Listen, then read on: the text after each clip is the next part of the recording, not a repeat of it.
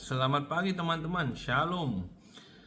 Banyak orang berpikir penyembahan berhala sudah berakhir bersama patung-patung. Padahal tidak ya. Itu hanya berubah bentuk. Dalam kitab Daniel pasal 3, Raja Nebukadnezar membuat sebuah patung emas yang sangat besar dan memerintahkan semua orang untuk sujud ketika musik dimainkan.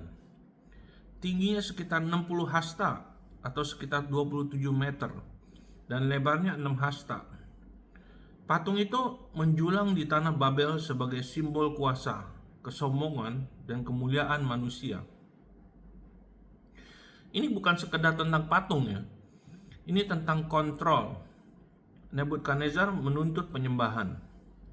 Dan siapapun yang menolak akan dilemparkan ke dalam perapian yang menyala-nyala. Sekarang perhatikan baik-baik apa yang terjadi. Raja membangun sesuatu yang mewakili kebesarannya sendiri, lalu memerintahkan dunia untuk sujud kepadanya. Itulah roh penyembahan berhala. Meninggikan ciptaan di atas sang pencipta. Sekarang maju ke zaman sekarang ya. Kebanyakan orang memang tidak sujud kepada patung setinggi 27 meter di suatu ladang. Tapi mereka tetap sujud. Sujud kepada platform, sujud kepada influencer, sujud kepada status, sujud kepada ketenaran, sujud kepada karir, sujud kepada pemimpin dan figur seolah-olah mereka tidak tersentuh. Patung modern tidak selalu terbuat dari emas. Kadang terbuat dari jumlah pengikut, perhatian, uang, reputasi, atau pujian. Tapi prinsipnya tetap sama. Ketika sesuatu mulai menuntut kesetiaanmu lebih daripada Tuhan, itu telah menjadi berhala. Keluaran 20 ayat 3 berkata, "Jangan ada padamu Allah dengan A kecil ya, Allah lain di hadapanku." Tuhan tidak pernah tertarik untuk berbagi tahta hati kita.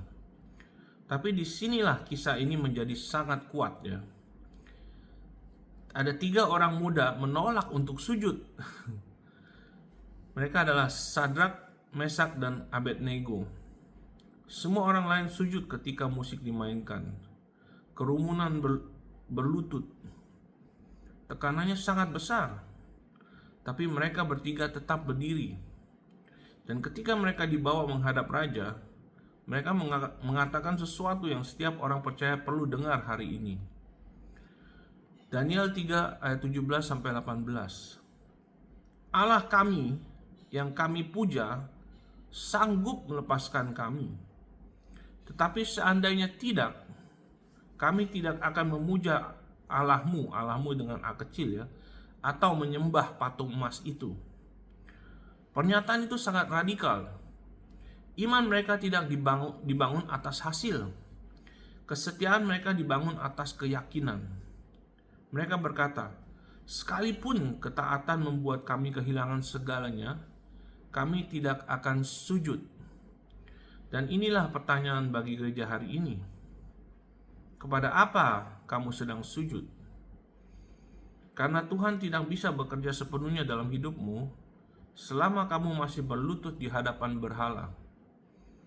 Kamu tidak bisa menyembah Tuhan hari Minggu dan sujud kepada budaya, penerimaan, ketenaran, atau figur manusia pada hari Senin.